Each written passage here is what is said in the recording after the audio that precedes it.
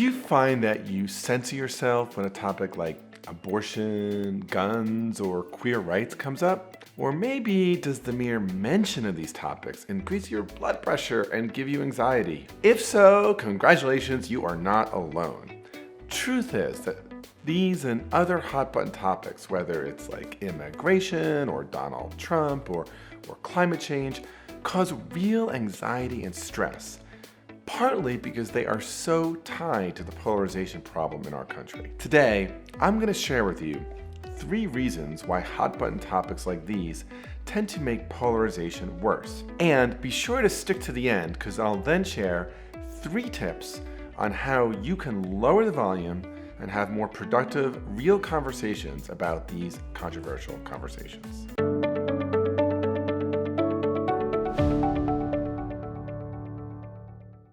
So first, topics that go to core beliefs and values tend to be more susceptible to what I would call black, white, or right-wrong thinking than other topics. So at least some of the topics on this highly controversial list feel like they touch, for many people, on some core values and core beliefs. And a lot of the work in my field, when we talk about, for example, moving from positions to interests, tend to look at conflicts that certainly matter to people, but they're not considered necessarily identity-based topics that are at the level of core values and beliefs. Now, part of, I think, what has been challenging and a real consequence of polarization is that there are certain topics that have become what I would call proxies for core values and beliefs. So in other words, if we really were to look at the issue, it isn't really about one's identity. It isn't really about one's autonomy. But it's a way of negotiating that autonomy around a substantive issue. So, for example, gun rights in the United States. We have a long tradition, and in fact it is embedded in our Constitution, that the right to bear arms is a constitutional right. It's actually our Second Amendment. But at this particular moment in our highly polarized world, our highly polarized country, the mere mention of this can feel very black, white, right, wrong, depending on what side of the political fence you sit on. Most Americans, actually, when they think hard about it, believe that people should be allowed to bear arms and there should be some reasonable regulation around that. In the same way that people have free speech rights and there are some reasonable regulations around that. For example, you cannot yell fire in a crowded theater when there is not, in fact, a fire. But the problem is that because things feel so polarized, the mere mention of the issue feels like we need to go into our camps and we see things as absolute. This is worsened by a second challenge, which is that political pundits and politicians on both sides of the political aisle tend to use these highly emotional and controversial issues as web issues, right? And they do this to raise money, to stoke flames, and to win elections. So let's look at another one of these hot button issues, abortion. So with the Dobbs decision that overturned Roe v. Wade, so since 1973, right, abortion has been a hotly contested issue in American politics. In fact, both sides, Republicans and Democrats, have often used this issue to raise money. But with the reversal of Roe v. Wade in the Dobbs decision, it has now become a touchstone issue, a way for Democrats to raise a huge amount of money and for Republicans to counter that. And so there's a highly nuanced and complicated issue, an issue that really doesn't lend itself particularly well to on-off, yes-no, or binary thinking, right? It raises issues around maternal health. It raises issues around morality, around personal ethics, around religious views, around what our society cares about, around childcare and education and healthcare. It's extremely complex. It's extremely dense and nuanced. And yet, politicians and pundits use it in this simplifying way because it's a way to fund their elections. Third challenge, and this is a really one I'm very sensitive to, is that these highly controversial issues, it is not just a wedge issue. It is not just raising a lot of money. In fact, these issues are extremely important for relevant portions of our population. So the stakes truly are very high. And this connects to the fact that, so if you, for example, are a young woman faced with an unwanted pregnancy, whether or not you have a right to abortion isn't academic. It isn't something that's debated. It isn't something that lends itself to a nuanced conversation. If you are a queer person or if you are trans, your rights, your ability to feel like you are an equal person in the world really matters in terms of how this comes out.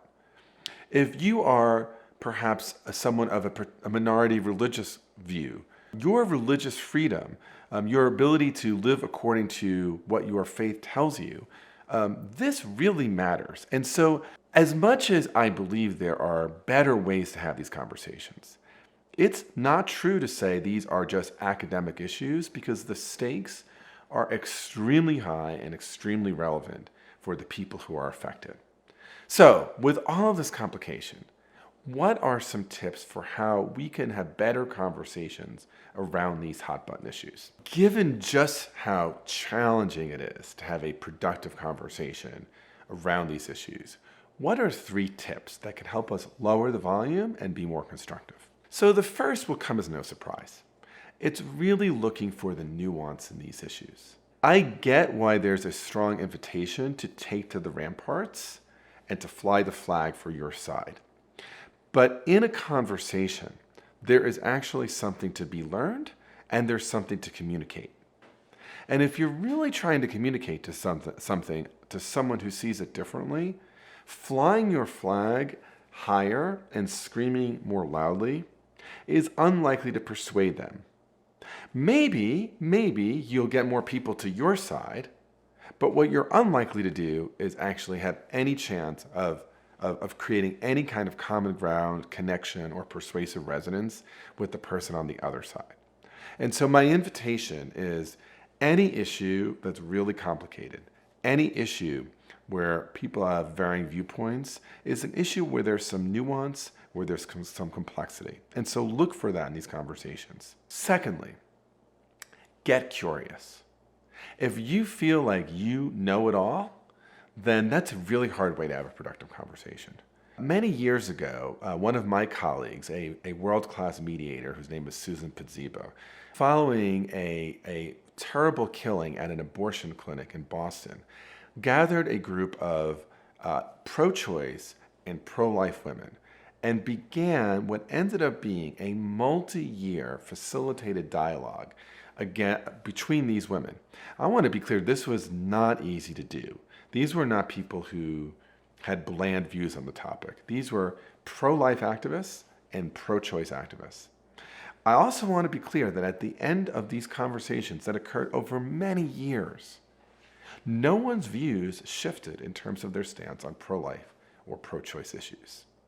But coming together and cultivating curiosity did result in something different. Genuine relationships were created across those lines of difference, and common ground was found between the parties.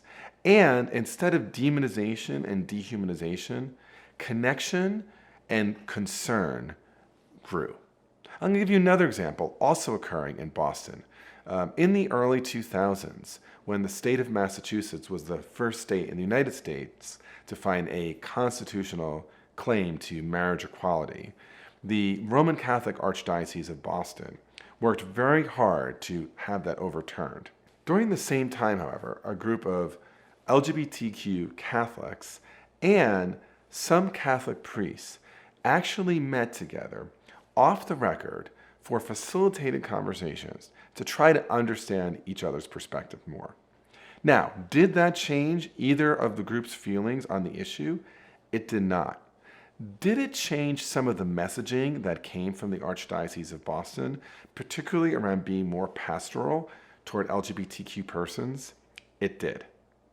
So becoming curious is really essential to having productive conversations. Lastly, if you're engaging one of these conversations, it's important to avoid fueling the flame.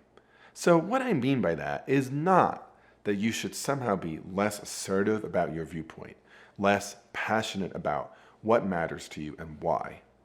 What it does mean, though, is finding a way to be assertive that actually increases the likelihood that the other side can hear you and appreciate your view.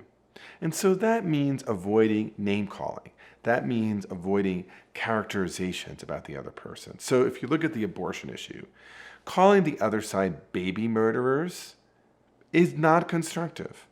Or calling the other side woman haters is not constructive. So there is a way to share your viewpoint assertively and constructively without adding to the flame. So, to the degree these topics are of interest to you, I want to encourage you to watch this next video, which is How Does Political Polarization Lead to Gridlock in Congress? Also, I'd be grateful if you could subscribe to this channel, ring the bell, and like this video. And if you want to learn more about how to have difficult conversations, check out my website, bobbordone.com. Okay, you know you want to learn more about political polarization in Congress. Keep watching.